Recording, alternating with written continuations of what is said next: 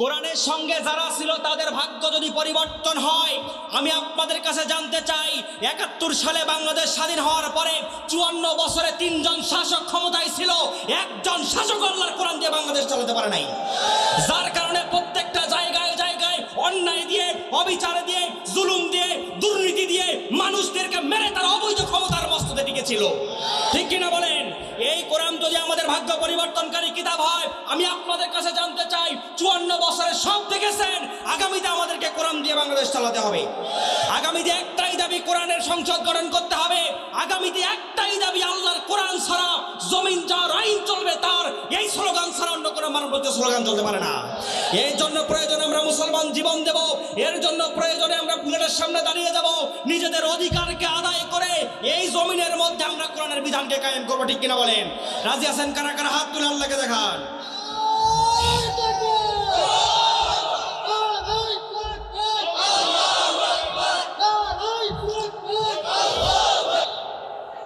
একদল হুজুর চাই আল্লাহর জমিনে আল্লাহর দিন কায়েম হোক, একই সময় আরেক দল হুজুর মানুষদেরকে জান্নাতে পাঠাই দিয়ে তাদের জান্নাতের সার্টিফিকেট দিয়ে দেয়। ঠিক কিনা বলেন?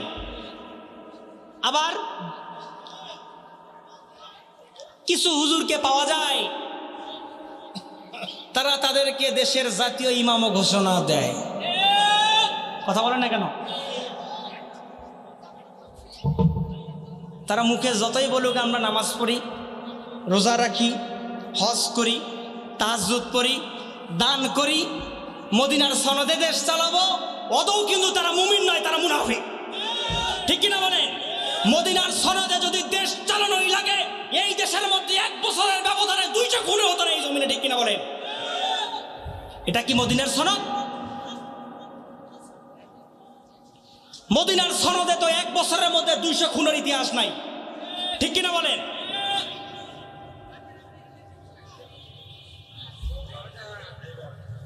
মদিনার সনদে ১ বছরে ২০০ খুন যদি না থাকে, আমি আপনাদের কাছে জানতে চাই, যারা খুনের রাজনীতি করে এদেরকেও আমরা চাই না। ঠিক কিনা বলেন?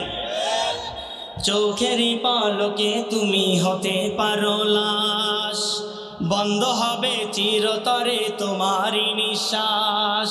চোখেরই পলকে তুমি হতে পারো লাশ, বন্ধ হবে চিরতরে তোমারই নিঃশ্বাস। হবে এলান তোমারই নাম, হবে এলান তোমারই নাম মসজিদের মাইকে। বাড়িওয়ালা নাই রে, বাড়ি নাই রে দুনিয়াতে, বাড়িওয়ালা নাই রে, বাড়ি নাই রে দুনিয়াতে। ঠিক কিনা বলেন? প্রস্তুতি কি গ্রহণ করেছি আমরা মৃত্যুর জন্য? করেছি গ্রহণ? কতটুকু গ্রহণ করেছি বিবেককে একটু প্রশ্ন করে দেখেন। আল্লাহ রাব্বুল আলামিন এই কোরআন নাজিল করেছেন মানব জাতির হেদায়েতের জন্য। ঠিক কিনা বলেন? আল্লাহ রাব্বুল আলামিন এই কোরআন নাজিল করেছেন, কিন্তু এই কোরআনের মধ্যে 3টা শ্রেণীর মানুষের কথা বলেছেন। জোরে বলেন কয়টা? আর একটু জোরে বলেন কয়টা? 1 নম্বর শ্রেণী হলো যারা মুমিন। কি বলেন? 2 নম্বর শ্রেণী হলো যারা কাফের, আর 3 নম্বর শ্রেণী হলো মুনাফিক। শুরুতে আসেন মুমিন কারা, কাফের কারা আর মুনাফিক কারা। এই 3টার ছোট্ট সংজ্ঞা জেনে নেই। কাফের কারা? সোজা বাংলা ভাষায় যদি বলতে চাই, যারা কোরআনের বিধান মানে না তারাই কাফের। ঠিক কিনা বলেন? আর 3 নাম্বার, এই জাতটার কোনো সংজ্ঞা হয় না, এই জাতটা আপনার মতো আমার মতো মুসলমানের ভিতর থেকেই টুপি পরা, জুব্বা পরা, দাড়ি রাখা 5 ওয়াক্ত নামাজিরাই সেই জাতের মুনাফিক। ঠিক কিনা বলেন? মুমিন তারাই যারা কোরআনের প্রত্যেকটা বিধান পরিপূর্ণভাবে, তারা কি বলেন? যারা সব বিধান মানে তারা কি, আর যারা মানে না তারা কাফের। তারা কি? কাফের। আর 3 নাম্বার যে জাতি, সেই জাতি ওর কোনো পরিচয়ই নাই। ও কাফেরও নয়, ও হিন্দুও নয়, ও বৌদ্ধও নয়, খ্রিস্টানও নয়, ওর মুসলমান, কিন্তু মুসলমান নামধারী মুসলমানদের ভিতর থেকে থাকা সেই জাতির নাম মুনাফিক। ঠিক কিনা বলেন? যারা মুজাবজাবিনে বাইনা জালিক দদুল্যমান, তারাই হলো মুনাফিক। ঠিক কিনা বলেন? এখন আসেন একটু সামনের দিকে, স্লো মোশনে ভিতরে চলে যাই। মুমিন ব্যক্তি হয় যারা, এই মুমিন ব্যক্তির ব্যাপারে আল্লাহ রাব্বুল আলামিন বলছেন মুমিনদের কোয়ালিটি সম্পর্কে আল্লাহ রাব্বুল আলামিন বলেন, ইল্লাল্লাযীনা আমানু ওয়া আমিলুস সালিহাত ওয়া তাওয়াসাউ বিল হাক্কি ওয়া তাওয়াসাউ বিস সবর। আল্লাহু আকবার বলেন। আল্লাহ পাক বলেন মুমিন তো তারা যারা ইমানের উপর অটল থাকে, যারা আমলে সলেহ করে, যারা ভালো ভালো কাজ করে, ইমানের উপরে অবিচল অটল থাকতে গিয়ে এই বান্দারা জেলে যায়, জুলুম সহ্য করে, এরা ফাঁসির মঞ্চে চলে যায়, দুনিয়ার জমিনে কোনো সময়ের জন্য কোনো বাতিলের কাছে তারা মাথা নত করে না। ঠিক কিনা বলেন? আল্লাহ পাক বলেন ওয়াতাওয়াসাউ বিল হক। মুমিন তো তারা যারা সত্যের উপরে অটল থাকে, যারা হকের উপর অটল থাকে, জীবনে যত মামলা মুকদ্দমার যাই আসুক না কেন, শত বাধাকে উপেক্ষা করে কল্লা উঁচু করে তারা বাঁচতে চায়। আবার আল্লাহ পাক শেষ অংশে বললেন ওয়াতাওয়াসাউ বিস সবর।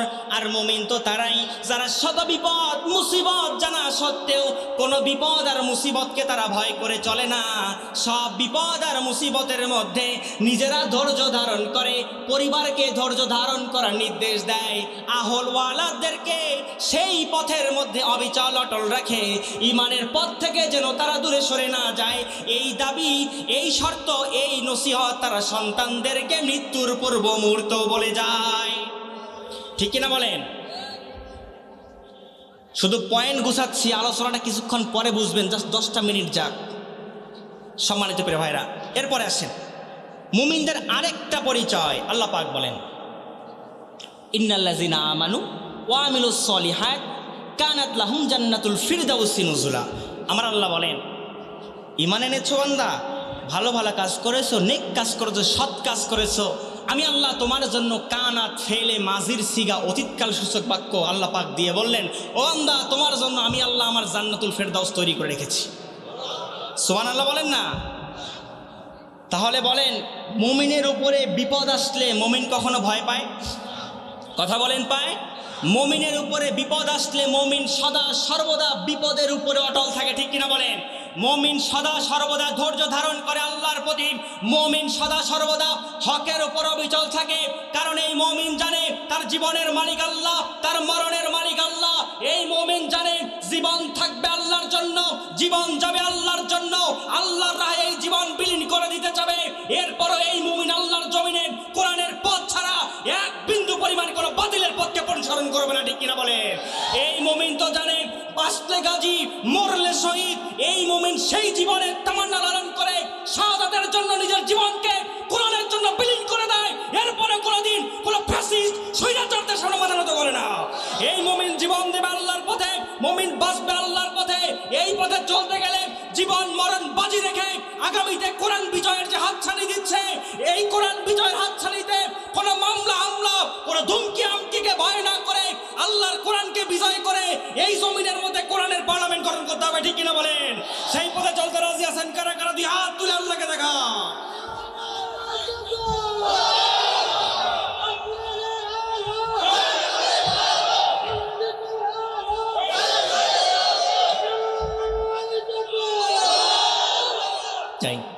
এই মুমিনদের জন্য আল্লাহ পাক একটা শুভ সংবাদ দিচ্ছেন। কি শুভ সংবাদ? এই কথাটা বলেই মূল আলোচনায় চলে যাব।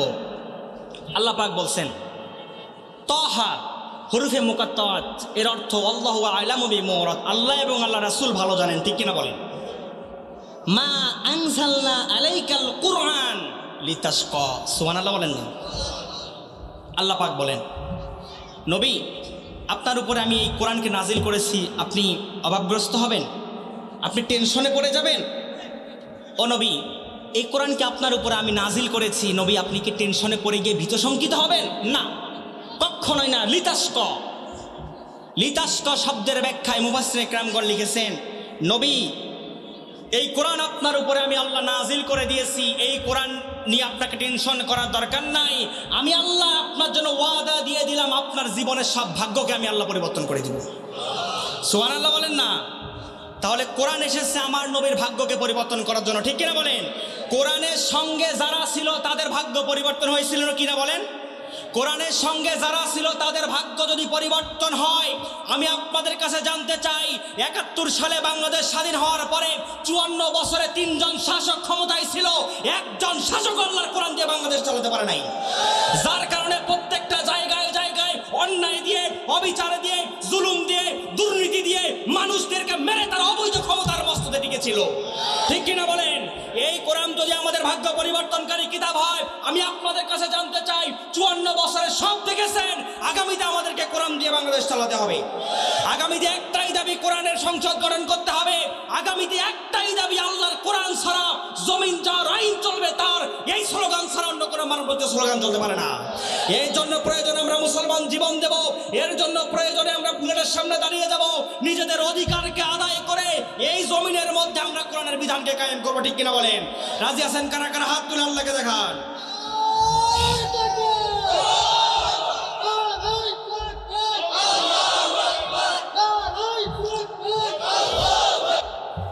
মুমিন চেনা যায় যারা ৫ ওয়াক্ত নামাজ পড়ে,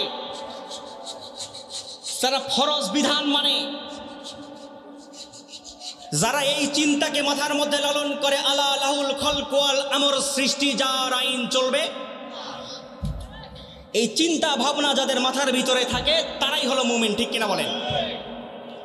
আর কাফের ও তো সরাসরি কোরআনের বিধানকে অস্বীকার করে। ঠিক না? ও মানে না। মুনাফিক এর সর্বশেষ এর পিছনে গিয়ে আমি কথাটা বলবো। মুমিন দেখলে চেনা যায়, কাফের দেখলে চেনা যায়, কিন্তু মুনাফিক চেনা যায় চায়। মুনাফিক চিনবেন কেমনে বলেন তো?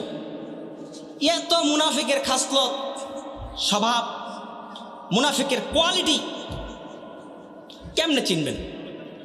একটু পরে কয়েকটা পয়েন্ট বললে আপনারা বুঝতে পারবেন ইনশাআল্লাহ। সম্মানিত প্রিয় ভাইরা,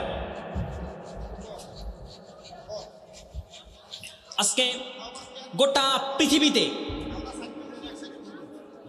একটাই জাতি সব থেকে বেশি নির্যাতিত, নিষ্পেষিত, বঞ্চিত, লাঞ্ছিত, সে জাতিটার নাম হলো মুসলিম জাতি। ঠিক কিনা বলেন?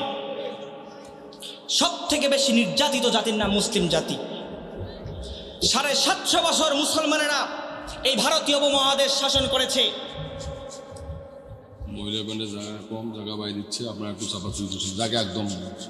মহিলা মা বোনদের প্রতি দৃষ্টি আকর্ষণ করছি, প্যান্ডেল বাড়ানো হচ্ছে আপনাদের সুবিধার্থে। কয়েক মিনিট সময় দেবেন এবং আপনারা একটু চেপে চেপে বসেন। আপনারা একটু চেপে চেপে বসবেন। আপনাদেরকে তো দেখার আমাদের সুযোগ নাই, যেহেতু আপনারা পর্দার অন্তরালে আছেন। নিজেদের মতো করে জায়গাগুলিকে আরেক মা বোনকে বসার সুযোগ করে দিবেন।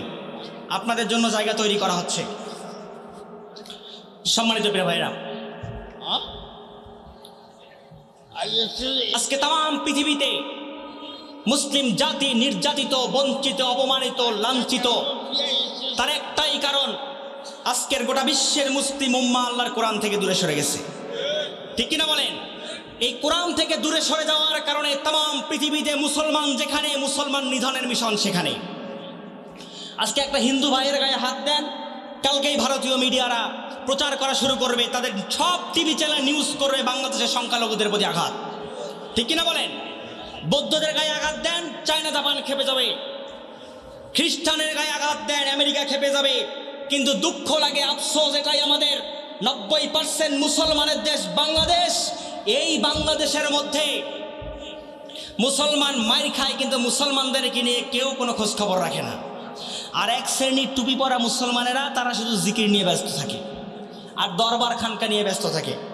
ঠিক কিনা বলেন? দরবার, জিকির আর খানকা নিয়ে ব্যস্ত থাকার দিন শেষ। এখন আপনাদেরকে আল্লাহ পাক যেমন নবীর উপরে কোরআন নাজিল করেছেন, নবীকে আর বসে থাকার সুযোগ দেয় নাই। কুম ফানজির, নবী আপনি দাঁড়িয়ে যান। ওয়া রাব্বাকা ফাকাব্বির, জমিনের মধ্যে আপনি আপনার রবের বরত্বকে ঘোষণা করেন। ঠিক কিনা বলেন?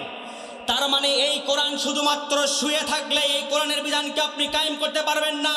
এই কোরআনকে সমাজ, এলাকা, রাষ্ট্রে কায়েম করতে গেলে আপনাকে আমাকে উঠে দাঁড়াতে হবে। এতদিন আপনারা বসেছিলেন, এখন উঠে দাঁড়ান। উঠে দাঁড়িয়ে যদি আল্লাহু আকবার স্লোগান দিয়ে এই জমিনের মধ্যে সব মুসলমান ভেদাভেদ ভুলে গিয়ে কোরআনের জন্য যদি এক কাতারে আসতে পারেন, অবশ্যই আল্লাহ পাক এই জমিনে আমাদেরকে বিজয় দান করবেন। ঠিক কিনা বলেন? সম্মানিত প্রিয় ভাইরা, আজকে তাম পৃথিবীর মুসলিম উম্মার অবস্থা হয়ে গিয়েছে মালিকহীন বেওয়ারিশ কুকুরের মতো। মালিকহীন বেওয়ারিশ কুকুর চেনেন? ওই যে রাস্তাঘাটে যে কুকুরগুলো দৌড়ে বেড়ায়, সেগুলো মালিক আছে? আছে?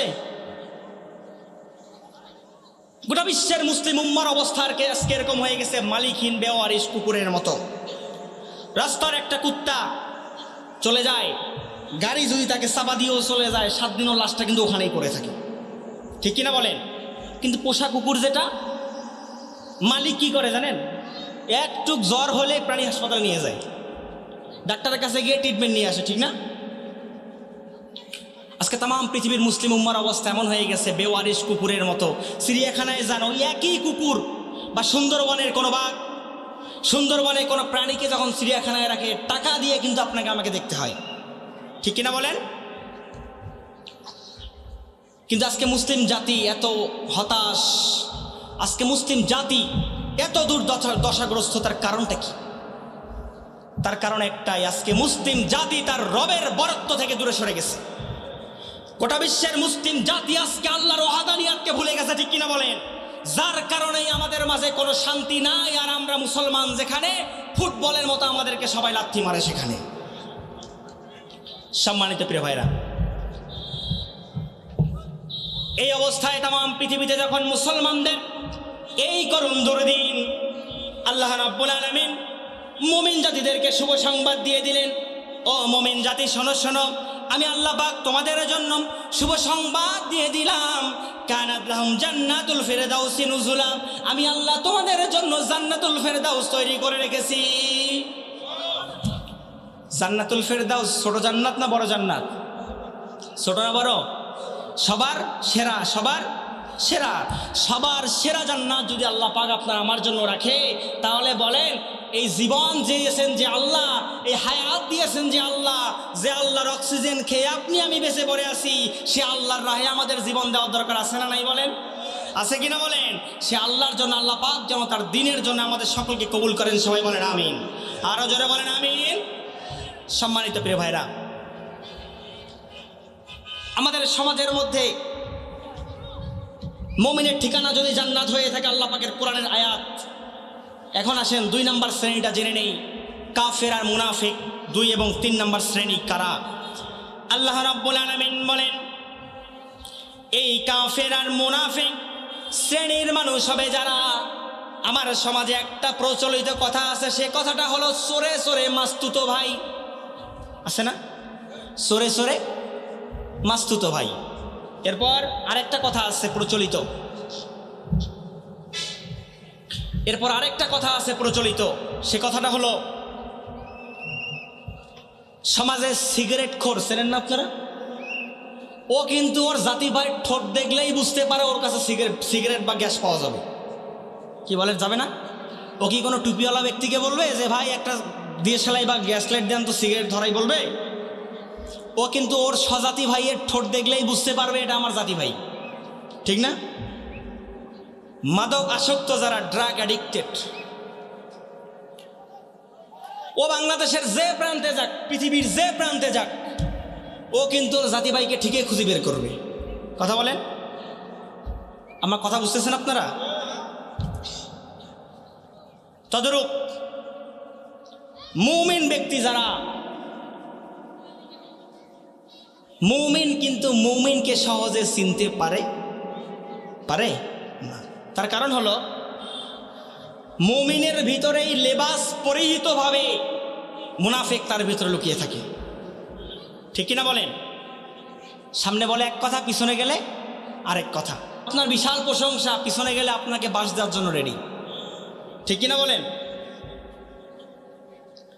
এই মুমিনের বিপরীতে কাফের আর মুনাফিক শ্রেণীদের ব্যাপারে আল্লাহ রাব্বুল আলামিন বলছেন, এই কাফের আর মুনাফিক শ্রেণীর ঠিকানাটা কোথায় হবে? দেখেন আল্লাহ পাক বলছেন সূরা তাওবার 68 নম্বর আয়াতে আল্লাহ রাব্বুল আলামিন বলেন, ওয়া'দাল্লাহুল মুনাফিকিনা ওয়াল মুনাফিকাতি ওয়াল কুফফারা নার জাহান্নামা খালিদিনা ফিহা।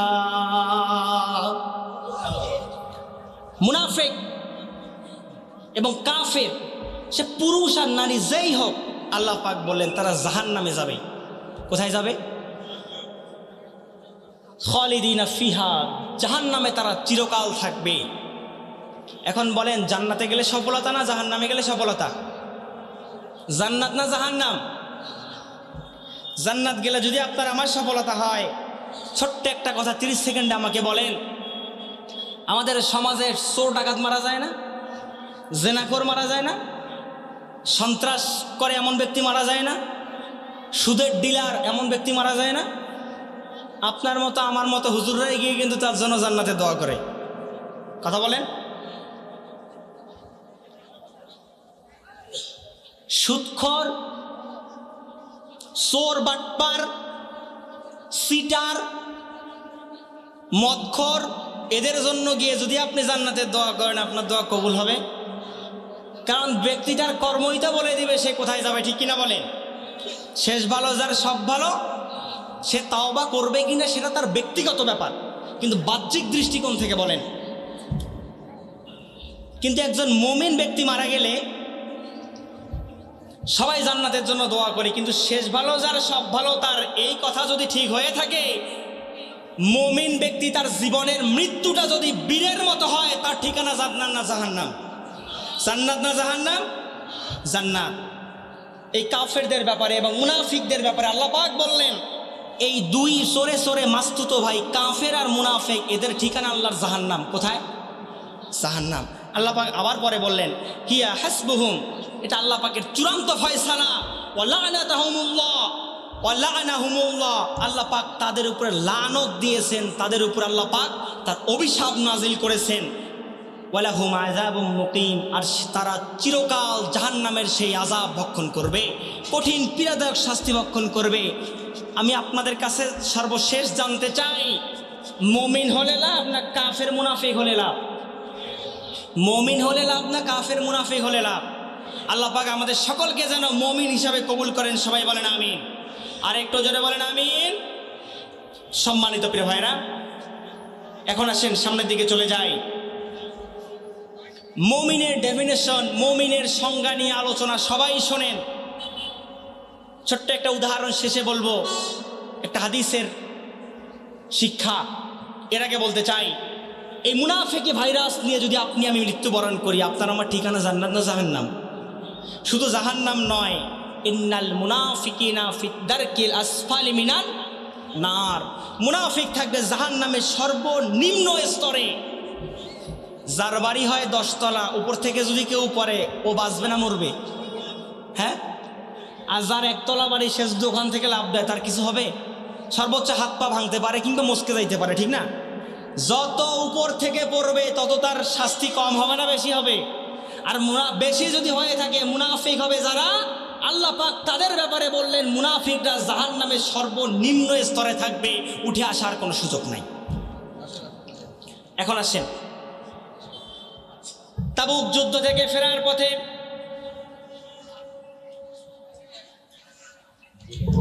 যুদ্ধের পরে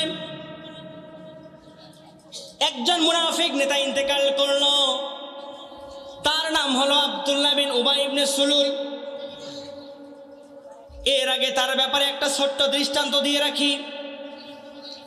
আল্লাহ রাব্বুল আলামিন সূরাতুল ইমরানের 140 নম্বর আয়াতে কারিমাটা যখন অবতীর্ণ করলেন, নাজিল করলেন আমার নবীর উপরে, আল্লাহ রাব্বুল আলামিন বলেন, ওয়াতিলকাল আইয়ামু নুদাউলুহা বাইনান নাস। আল্লাহু আকবার বলেন। যুগের মধ্যে, কালের মধ্যে, সময়ের মধ্যে আমি আল্লাহ কিছু মানুষের মুখোশকে উন্মোচন করাতে চাই, এবং সময়ে পরিবর্তনের কারণে আমি আল্লাহ যুগ জামানা পাল্টে দেওয়ার জন্য মাঝে মধ্যে ক্ষমতার রদবদল করাই। এখন বলেন, আল্লাহর আয়াতের বিশ্বাস আছে? আছে? আল্লাহ যে ক্ষমতার রদবদল করাতে পারে, এটা বিশ্বাস আপনার আমার আছে? এখন দেখেন সামনের দিকে, আল্লাহ রাসূল সাল্লাল্লাহু আলাইহি ওয়াসাল্লাম মক্কা থেকে হিজরত করে মদিনায় যাবেন। ঠিক তার আগে একটা শপথ হয়েছিল, শপথটার নাম হচ্ছে আকাবার শপথ। কি শপথ? আকাবার শপথ। সেই শপথের মধ্যে আল্লাহ রাসূলকে নিয়ে যাওয়ার জন্য মদিনা থেকে কিছু সৈন্য চলে গেল। সেই জায়গায় আব্দুল্লাহ ইবনে উবাই উপস্থিত ছিল। যখন রাসূলকে মক্কা থেকে মদিনায় নিয়ে আসবে গার্ড অফ অনার দিয়ে, আল্লাহ রাসূলের চাচা আব্বাস এসে বলল, এই মক্কাবাসীরা তোমরা দাঁড়াও, তোমরা যে আমার ভাতিজাকে মক্কা থেকে মদিনার মধ্যে নিয়ে যাবা, আমার ভাতিজার জীবনের নিরাপত্তাটা কি? আমার ভাতিজা তো মক্কার জমিনের মধ্যে কত মায়ের খাইল, রক্তাক্ত হইল, দিনের দাওয়াত দেওয়ার পরে আমার ভাতিজা মক্কার এই ভূখণ্ডের মধ্যে বাপমা মরা, ভাতিজাটা আমার দাদাও মরা, এই ভাতিজাটা কত রক্ত ঝরালো, তার সাহাবীরা জীবন দিয়ে দিল। তোমরা যে মদিনায় নিয়ে যাবা, আমার ভাতিজাকে যে তোমরা মারবার, তোমাদের সৈন্যরা অন্য অন্য জাতিগোষ্ঠীর আমার ভাতিজার উপরে নির্যাতন চালাবে না, রিমান্ডে তাকে নিবে না, তার উপর পাথর নিক্ষেপ করবে না, কি গ্যারান্টি আছে? সেই জায়গায় দাঁড়িয়ে আব্দুল্লাহ বিন উবাইও তখন শপথ করেছিল, রাসূলের চাচা আব্বাস, ওয়াদা করতেছি আব্দুল্লাহর বেটা মোহাম্মদের গায়ে এক ফোঁটা ফুলের টোকাও লাগতে দিব না। শপথটা করলো কে? মুনাফিক নেতা। শপথটা করলো কে? মুনাফিক নেতা। তার খাস্তরটা দেখেন একটু পরে। রাসূলকে মক্কা থেকে মদিনায় নিয়ে আসলো। আসার পথে আল্লাহর নবী মক্কা থেকে মদিনায় যাচ্ছেন, বারবার মাতৃভূমির দিকে তাকিয়ে থাকতেছেন আল্লাহর নবী। আপনি যাই বলেন না কেন, মাতৃভূমির প্রতি একটা টান আছে না? নিজ জন্মভূমির প্রতি একটা টান আছে কিনা বলেন? আমাদের ওই তিস্তার অঞ্চলে যখন বন্যা প্লাবিত হয়ে যায়, দেখবেন শেষ পর্যায়ে পর্যন্ত তারা কিন্তু নিজেদের বাড়িতে থাকে, ঠিক কিনা বলেন? যে ভাঙতেছে ভাঙুক, নদী ভাঙন শুরু হচ্ছে হোক, দেখি আমার বাড়িটা যায় কিনা। একেবারে অন্তিম মুহূর্তে গিয়ে তারা কিন্তু নির্দিষ্ট জায়গায় চলে যায়, ঠিক কিনা বলেন? তদরূপ আমার নবী আপন মাতৃভূমির প্রতি এত ভালোবাসা, এত মহাব্বত, আল্লাহ নবী বারবার মাতৃভূমির দিকে ফিরে তাকাচ্ছেন আর আল্লাহর কাছে দোয়া করতেছেন, আল্লাহ আকুন রব্বি আদখিলনি মুদখালা সিদকিন ওয়া আখরিজনি মুখরাজা সিদকিন ওয়াজআলনি মিন লাদুনকা সুলতানান নাসিরা। আল্লাহু আকবার বলেন না? আমার নবী আমার আল্লাহর কাছে বারবার মাতৃভূমির দিকে তাকিয়ে আমার নবী আল্লাহর কাছে দোয়া করতেছেন, আয় রব্বে কারীম, কল্যাণের সাথে আমাকে মদিনায় প্রবেশ করাও, আবার কল্যাণের সাথেই বের করিও। আয় আল্লাহ, এই জনপদের মানুষদের কাছে তুমি আমাকে আবার সম্মানের সাথে আমাকে ফিরিয়ে দিও। সুবহানাল্লাহ বলেন না ভাই? দোয়াটা করতেছেন স্বয়ং আল্লাহর নবী। কে বলেন? আরে যে নবী মনে আকাঙ্ক্ষা করলে কবুল করেন কে? কে? আর মাতৃভূমি থেকে নবী হিজরত করে চলে যাচ্ছেন মদিনার দিকে। আমার নবী বারবার আল্লাহর কাছে দোয়া করতেছেন, আল্লাহ পাকের কাছে নবী দোয়া করতে দেরি, আমার আল্লাহ দোয়া করতে দেরি, কবুল করতে দেরি নেই। সুবহানাল্লাহ বলেন না? আল্লাহ রাসূল সাল্লাল্লাহু আলাইহি ওয়াসাল্লাম মদিনায় যাওয়ার পরে আল্লাহর কাছে চাইলেন, আল্লাহ মক্কা থেকে মদিনায় চলে আসলাম, আয় রব্বে কারীম, এখন আমি এই জনপদের মানুষদেরকে কিভাবে তোমার দিনের পথে নিয়ে আসবো? মক্কায় তো বেশি মানুষ কালিমা গ্রহণ করে নাই, আয় রব্বে কারীম, কিভাবে আমি এই মানুষদেরকে হেদায়েতের পথে নিয়ে আসবো? আল্লাহর নবী আল্লাহর কাছে চাইলেন, ওয়াজআলনি মিন লাদুনকা সুলতানান নাসিরা। আল্লাহু আকবার বলেন। আল্লাহর নবী আল্লাহর কাছে চাইলেন, আল্লাহ আমাকে নির্বাহী আদেশ দাও। আর নির্বাহী আদেশ মানে হচ্ছে আল্লাহর নবী আল্লাহর কাছে চাইলেন, আল্লাহ আমাকে ক্ষমতা দাও। হাই হাই সুবহানাল্লাহ কেন? কিপটা চেনেন? কিপটা কিপটা আছে আমাদের এলাকায়। উদাহরণ সবাই জানেন, শুধু এতটুকু বলি, কিপটার রক্ত যাদের শরীরেও থাকে ওরাও কিন্তু কিপটা হয়। তা আপনাদের শরীরে কি কিপটার রক্ত আছে নাকি? সুবহানাল্লাহ, আলহামদুলিল্লাহ, আল্লাহু আকবার জিকিরগুলা করলে আসমানের জমিনের ফাঁকা জায়গাগুলো সব দিয়ে পূর্ণ হয়ে যায়। আমি রাসূলের একটা দোয়ার কথা বললাম, এরপরও আপনারা সুবহানাল্লাহ বলেন নাই। একটু জবান ছেড়ে বলেন সুবহানাল্লাহ। আল্লাহ নবী আল্লাহর কাছে চাইলেন সুলতান আর নাসির, তার মানে নির্বাহী আদেশ, ক্ষমতা। যে নবী আল্লাহর কাছে ক্ষমতা চাইতে পারে, আমি আপনাদের কাছে জানতে চাই, নবী যদি আল্লাহর কাছে ক্ষমতা চেয়ে নিতে পারে, আর আজকে নবীর ওয়ারিস আলেমরা এই জমিনটা কোরআন দিয়ে বিনির্মাণ করতে চায়, এই বিষয়কে নিয়ে যারা কটাক্ষ করবে, ট্রোল করবে, আবু জাহেলের দুশমন, আবু জাহেল ছাড়া আর কিছুই হতে পারে না। নবী যদি আল্লাহর কাছে চেয়ে নির্বাহী আদেশ ক্ষমতা চাইতে পারে, আর আজকে যেখানে বাংলাদেশ নতুনভাবে স্বাধীন হওয়ার পরে আলেমরা যেখানে ন্যায় ইনসাফ ভিত্তিক বাংলাদেশ গড়ার স্বপ্ন লালন করে, এই আলেমদের বিরুদ্ধাচরণ যারাই করে তারাই হলো আবু জেহেল, তারাই হলে এই সমাজের টাটকা মুনাফিক। সম্মানিত প্রিয় ভাইরা, এখন আসেন, আল্লাহ রাসূল মদিনায় যাওয়ার পরে এমন একটা রাষ্ট্র গঠন করলেন যেই রাষ্ট্রের মধ্যে সুদ ছিল, অন্যায় ছিল। যেই রাষ্ট্রের মধ্যে সুদ ছিল না, অন্যায় ছিল না, অবিচার ছিল না, জুলুম ছিল না, ভাই বোনের হককে মিটিয়ে দিত। এরপরে ওই রাষ্ট্রের মধ্যে নারীরা রাতের বেলা ঘর থেকে বের হয়ে যেত। এরপরে আল্লাহ নবী কিন্তু কোনো সময়ের জন্য ওই সময়ে মানুষদেরকে নিরাপত্তা দেওয়া লাগে নাই, এমন রাষ্ট্র ব্যবস্থা গঠন করলেন যেই রাষ্ট্র ব্যবস্থার মধ্যে অন্যায় নাই, অবিচার নাই, জুলুম নাই। আমি আপনাদের কাছে জানতে চাই, নবী রাষ্ট্র গঠন করেছিল কি দিয়ে?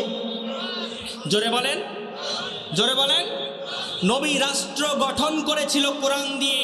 54 বছরে 3 জন শাসক ক্ষমতায় ছিল। একজন শাসকও যেমন আল্লাহর কোরআন দিয়ে বাংলাদেশ চালাতে পারে নাই। এই মুহূর্তে সময় এসে গেছে, যুগ জামানা পাল্টে গেছে, আল্লাহর কোরআন দিয়েই বাংলাদেশ গঠন করতে হবে, ঠিক কিনা বলেন? এই পথের মধ্যে আপনাকে আমাকে থাকার দরকার আছে কিনা বলেন? আছে কিনা বলেন?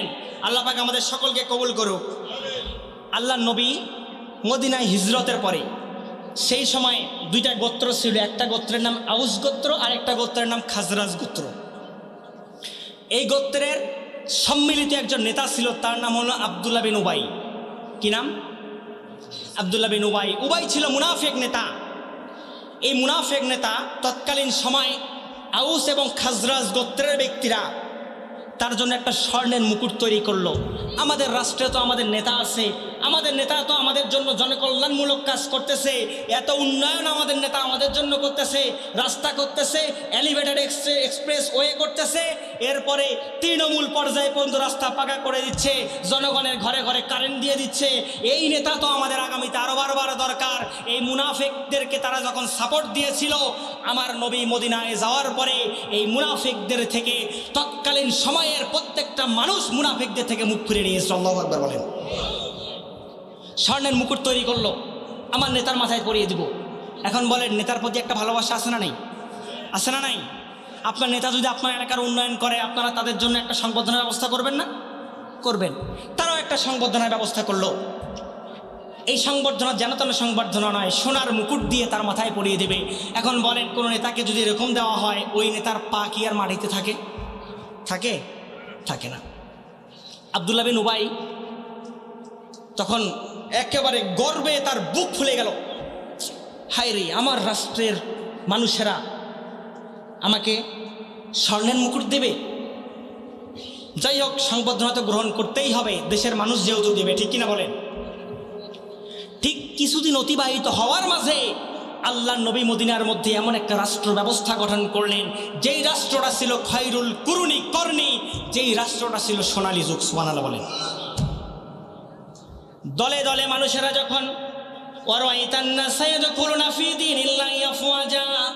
মানুষেরা যখন দলে দলে ইসলামের মধ্যে প্রবেশ করা শুরু করে দিল, আব্দুল্লাহ বিন উবাইয়ের মাথা খারাপ হয়ে গেল। কি ব্যাপার? যেই লোকেরা আমার সামসামি করতাম, যেই লোকেরা আমার তাবেদারি করতাম, যেই লোকেরা আমার গোলামি করতাম, এই লোকেরা আস্তে আস্তে মুহাম্মাদের দলে কেন চলে যায়? এটা আমাকে খুঁজে বেড়া দরকার, এই দোষটা আমাকে বের করতে হবে। তিনি যতই তালাশ করা শুরু করলো, দিন যতই যায়, আল্লাহর নবীর দলের লোক তার থেকেও বেশি বৃদ্ধি পেয়ে যায়। ইসলামের দাওয়াত যখন শুরু হয়ে যায়,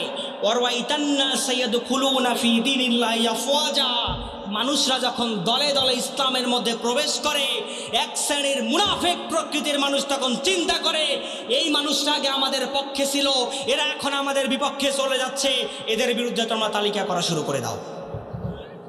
ঠিক কিনা বলেন?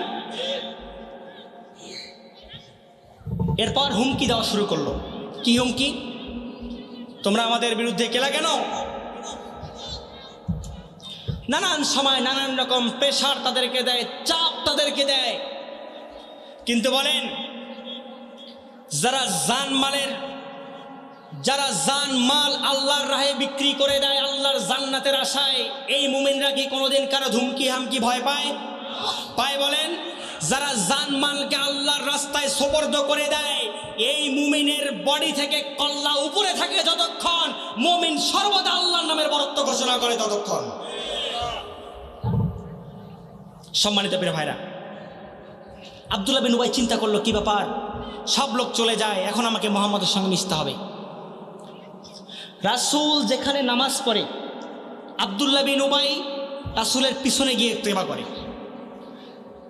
রাসূল নামাজে যায়, খুতবা দিতে যায়, রাসূলকে পেছন থেকে ডাক দেয়, ইয়া রাসূলুল্লাহ আপনি দাঁড়ান। কেন? আমি এক ছোট্ট কথা বলতে চাই। কি কথা? উবাই তখন বলে, ইয়া রাসূলুল্লাহ আমি সাহাবীদের সামনে ছোট্ট একটা নসিহত দিতে চাই। বলেন। সাহাবীদের দিকে ফিরে উবাই তখন বলা শুরু করে দিল, এই মদিনাবাসীরা তোমরা জেনে রাখো, এই যে ব্যক্তিটাকে দেখছো, এই ব্যক্তিটা হলো আব্দুল্লাহর বেটা মুহাম্মদ, আখেরি জামানার পায়গাম্বার, শেষ নবী। সুবহানাল্লাহ বলেন না? তোমরা এই রাসূলের আনুগত্য করবা, তোমরা এই রাসূলের ইত্তেবা করবা, তোমরা এই রাসূলের সব কিছু মেনে নেবা। স্বীকারোক্তি দিল কার পক্ষে? কার পক্ষে? নামাজ হয়ে গেল, রাত্রিবেলা আব্দুল্লাহ বিন উবাই চলে যায় তার গোপন মিটিংয়ে, মুনাফিকদের সাথে মিলিত হয়ে পরিকল্পনা করা শুরু করে মুহাম্মাদের দিনের দাওয়াতটাকে কিভাবে বন্ধ করা যায়। আব্দুল্লাহ বিন উবাই রাসূলকে নেতা হিসেবে মানত, সব মানত, তার একটাই টেন্ডেন্সি ছিল, এই জমিনের মধ্যে কোরআনের বিধানকে সে প্রতিষ্ঠা করতে দিবে না। ঠিক কিনা বলেন? সে প্রকাশ্যভাবে রাসূলকে নেতা মানত, কিন্তু কোরআনের বিধান সমাজে প্রতিষ্ঠিত হোক এটা সে কিন্তু মনে প্রাণে চায় নাই। ঠিক কিনা বলেন? আজও দেখবেন আমাদের সমাজে কিছু মানুষদেরকে পাওয়া যায় যারা সময়ের কারণে টুপি দাঁড়িয়ার মোল্লা মৌলবীদেরকে ব্যবহার করে, স্বার্থ ফুরিয়ে গেলেই ওদের নামেই তারা মামলা দিয়ে জেলে দেয়। স্বার্থের সময় তাদেরকে ব্যবহার করে, আবার জনগণ যখন নেতা নির্বাচনের সময় চলে আসে তখন তাদেরকে তাদের থেকে আলাদা করে দেয়। ঠিক কিনা বলেন? স্বার্থের জন্য তখন তারা মুসলমানদের লেবাসকে ধারণ করে, আবার পরোক্ষভাবে গিয়ে পেছনে গিয়ে কোরআনের বিরুদ্ধাচরণ করে। এই চরিত্র যাদের ভিতরেই থাকবে তারা এই জমিনের আব্দুল্লাহ বিন উবাই। ঠিক কিনা বলেন? এখন আসেন সামনের দিকে। আব্দুল্লাহ বিন উবাই মনে প্রাণে চাইতো এই রাসূলের সব কিছু তোমরা মানবা। সে অন্যকে উপদেশ দিত, কিন্তু সে নিজে মানত না। সম্মানিত প্রিয় ভাইরা, আব্দুল্লাহ বিন উবাই তার এই টেন্ডেন্সি মাথার ভিতরে থাকার কারণে তাকে কিন্তু মুনাফিক হয়ে মৃত্যুবরণ করতে হয়েছে। ঠিক কিনা বলেন? আমরা মুমিন হয়ে মৃত্যুবরণ করতে চাই না মুনাফিক হয়ে মৃত্যুবরণ করতে চাই? মুমিন না মুনাফিক?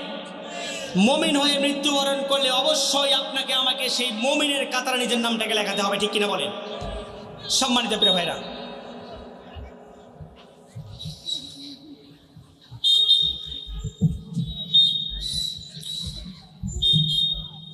এই মুনাফিক শ্রেণীর মানুষ হয় যারা আল্লাহ পাক এদের চরিত্রটা কোরআনের মধ্যে ওপেন করে দিচ্ছেন। দেখেন আল্লাহ রাব্বুল আলামিন আয়াতে কারিমা অবতীর্ণ করে জানাই দিলেন, وَمِنَ النَّاسِ مَن يَقُولُ آمَنَّا بِاللَّهِ وَبِالْيَوْمِ الْآخِرِ وَمَا هُمْ بِمُؤْمِنِينَ। আল্লাহ পাক এদের চরিত্র সম্পর্কে জানিয়ে দিলেন, وَمِنَ النَّاسِ مَن يَقُولُ آمَنَّا। তারা যতই নিজেদেরকে ইমানদার দাবি করুক, আমান্না বিল্লাহি ওয়া বিল ইয়াউমিল আখির, তারা আল্লাহর প্রতি ঈমান আনে, আখিরাতের প্রতি ঈমান আনে। মুখে তারা যতই স্বীকারোক্তি দেয়, আমার আল্লাহ তাদের ব্যাপারে তাদের চেহারাটাকে উন্মুক্ত করে দিলেন। ওয়া মা হুম বিমুমিনিন। নবী ওরা যাই বলুক না কেন ওরা কিন্তু মুমিন নয়। মুখে স্বীকার করলেই কি মুমিন হওয়া যায়? বলেন যায়? আপনি নিজেকে নামাজি দাবি করেন, হাজি দাবি করেন, সব মানলাম, কিন্তু আপনি যে ইমানদার এই গ্যারান্টি আপনি কিভাবে দিতে পারবেন বলেন? আপনি সামনে মানুষের প্রশংসা করেন, পিছনে গিয়ে মানুষদেরকে বাস দেন, আছে না? আছে না নাই বলেন? আমাদের সমাজের মধ্যে আপনারা খেয়াল করে দেখবেন, সব থেকে বেশি বিভেদ হচ্ছে হুজুরদের বিরুদ্ধে। ঠিক কিনা বলেন? সব থেকে বেশি বিভেদ হুজুরদের মধ্যে। তার কারণটা কি জানেন? তার কারণটা হলো একটাই, একদল হুজুর চাই আল্লাহর জমিনে আল্লাহর দিন কায়েম হোক, একই সময় আরেক দল হুজুর মানুষদেরকে জান্নাতে পাঠাই দিয়ে তাদের জান্নাতের সার্টিফিকেট দিয়ে দেয়। ঠিক কিনা বলেন? আবার কিছু হুজুরকে পাওয়া যায় তারা তাদেরকে দেশের জাতীয় ইমামও ঘোষণা দেয়। কথা বলেন না কেন? তারা মুখে যতই বলুক আমরা নামাজ পড়ি, রোজা রাখি, হজ করি, তাহাজ্জুদ পড়ি, দান করি, মদিনার সনদে দেশ চালাবো, অদৌ কিন্তু তারা মুমিন নয়, তারা মুনাফিক। ঠিক কিনা বলেন? মদিনার সনদে যদি দেশ চালানোই লাগে, এই দেশের মধ্যে 1 বছরের ব্যবধানে 200 খুন হতো না এই জমিনে। ঠিক কিনা বলেন? এটা কি মদিনার সনদ? মদিনার সনদে তো 1 বছরের মধ্যে 200 খুনের ইতিহাস নাই। ঠিক কিনা বলেন?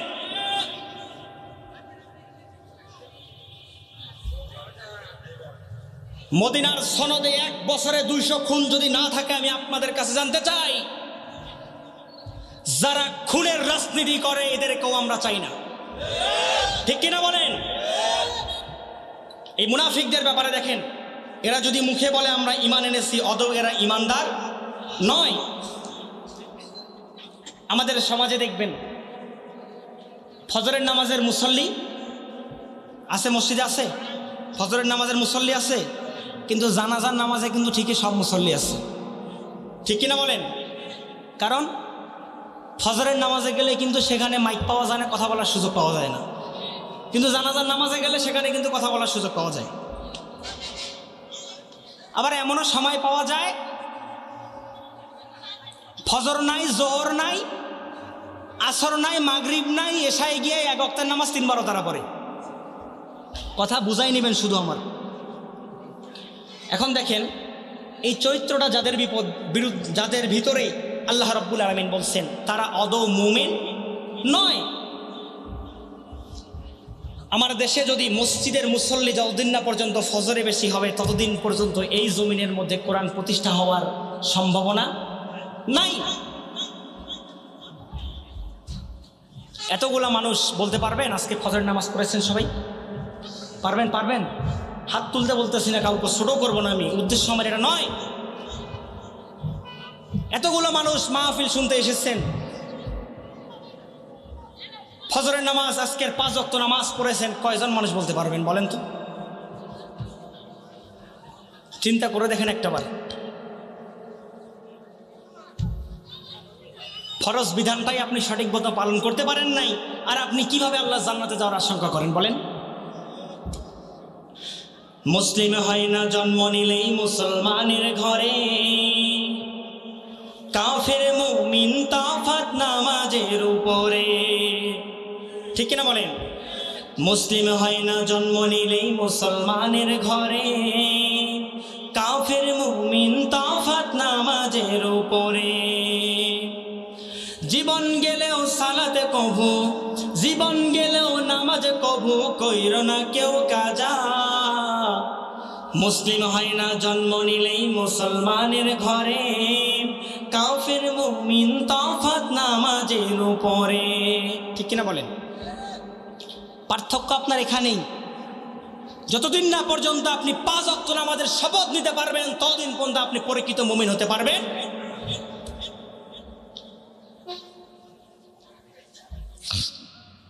আজকে এই মাহফিলে আমার না আসার কথা ছিল, অনাকাঙ্ক্ষিত একটি অ্যাক্সিডেন্টের কারণে আজকে এই মাহফিলে আমার না আসার কথা ছিল। আমার সমবয়সী আমার মামাতো ভাই আজকে সকালে ইন্তেকাল করেছে। মামা গত 1 সপ্তাহ থেকে আইসিইউতে লাইফ সাপোর্টে শেষ ট্রিটমেন্টের দিকে যাওয়ার কথা ছিল বাপের, কিন্তু চলে গেল তার ছেলে। আমি সরাসরি জানাজা থেকে এখানে, মাগরিব জানাজা সরাসরি ওখান থেকে এখানে। একেবারে আসার আমার কোনো পরিকল্পনাও ছিল না। আমি যে আলোচনা করার নিয়ত করেছিলাম সে মাইন্ডসেটআপও আমার ভিতরে নাই। শুধু দোয়া নেওয়ার উদ্দেশ্যে আপনাদের সামনে বসেছি আমি। চিন্তা করে দেখেন, নামাজটা যদি আমরা সঠিক মতো আদায় করতে না পারি তাহলে কি লাভ এই জীবনের, বলেন তো? কোনো লাভ আছে আমাদের জীবনের? জীবনটাই তো আমাদের বৃথা। আরে চোখের পলকে আপনি লাশে পরিণত হতে পারেন, ঠিক কিনা বলেন? যে মসজিদে আজকে ফজরের আজান হয়েছে আপনার কর্ণকুহরে সেই আজান কিন্তু পৌঁছায় নাই, কিন্তু একই মসজিদে কালকে বাদ ফজর কিন্তু আপনার আমার জানাজার ঘোষণা আসতে পারে, ঠিক কিনা বলেন? গোরস্থানের মাটি কোথায় আপনার আমার জন্য অপেক্ষা করতেছে আমরা কেউ জানি? কোন বাঁশধারের বাঁশটা আপনার আমার জন্য কাটা হবে আমরা কেউ জানি? বাজারে কার কাফনে কাপড় চলে আসছে আমরা কেউ জানি? কার জন্য গোলাপ জল, সাবান, কার জন্য আতর চলে আসছে কেউ জানি না। মৃত্যুর জন্য জানি আমরা? জানি না। এজন্য একজন কবি কত সুন্দর করে বলেছেন, দেখেন, চোখেরই পলকে তুমি হতে পারো লাশ, বন্ধ হবে চিরতরে তোমারই নিঃশ্বাস। চোখেরই পলকে তুমি হতে পারো লাশ, বন্ধ হবে চিরতরে তোমারই নিঃশ্বাস। হবে এলান তোমারই নাম, হবে এলান তোমারই নাম মসজিদের মাইকে। বাড়িওয়ালা নাই রে, বাড়ি নাই রে দুনিয়াতে, বাড়িওয়ালা নাই রে, বাড়ি নাই রে দুনিয়াতে, ঠিক কিনা বলেন? প্রস্তুতি কি গ্রহণ করেছি আমরা মৃত্যুর জন্য? করেছি গ্রহণ? কতটুকু গ্রহণ করেছি বিবেককে একটু প্রশ্ন করে দেখেন। আমি কৃতজ্ঞ আপনাদের প্রতি এই কারণে, পুরুষদের থেকে এখনকার মাহফিলে কিন্তু মহিলাদের সংখ্যা অনেক বেশি হয়, ঠিক কিনা বলেন? আবার অনেক গানের কনসার্টেও কিন্তু মহিলাদেরকে দিয়ে বেশি হয়, ঠিক না? মাহফিলও মহিলাদেরকে দিয়ে ভর্তি হয়, আবার গানের কনসার্টও কিন্তু মহিলাদেরকে দিয়ে ভর্তি হয়, ঠিক কিনা বলেন? আমি দোয়া করছি আল্লাহ পাক এই অঞ্চলের মা বোনদেরকে যেন দিনের জন্য খাদিজা সুমাইয়ার মতো কবুল করে নেন। আরো জোরে বলেন আমিন। সম্মানিত প্রিয় ভাইরা, 2 নম্বর পয়েন্টটা বলে আরেকটু সামনের দিকে যেতে চাই। মুনাফিক সমাজের মধ্যে হয় যারা, আল্লাহ রাব্বুল আলামিন তাদের 2 নম্বর চরিত্রের ব্যাপারে বলছেন। আল্লাহ পাক বলেন, ইউখাদিউনা আল্লাহ ওয়াল্লাযীনা আমানু ওয়া মা ইয়াখদাউনা ইল্লা আনফুসাহুম ওয়া মা ইয়াশউরুন।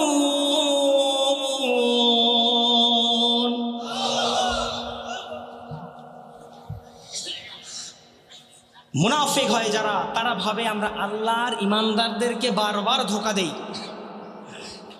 কিন্তু আমার আল্লাহ বলেন তারা নিজেরাই নিজেদেরকে ধোঁকা দেয়, কিন্তু তারা নিজেরাও উপলব্ধি করতে পারে। এখন বলেন, আল্লাহর সঙ্গে পাঙ্গা নিলে কেউ টিকতে পারবে?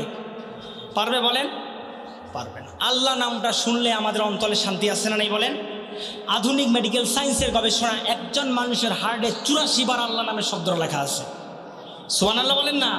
যে বান্দা আল্লাহ নামের জিকির যত বেশি করবে আমার আল্লাহ পাক তার হার্টের রোগ হওয়ার সম্ভাবনাকে কমে দিবেন। সুবহানাল্লাহ বলেন না? একটু হাতগুলো তুলে বলেন তো, লিল্লাহি তাকবীর, লিল্লাহি তাকবীর।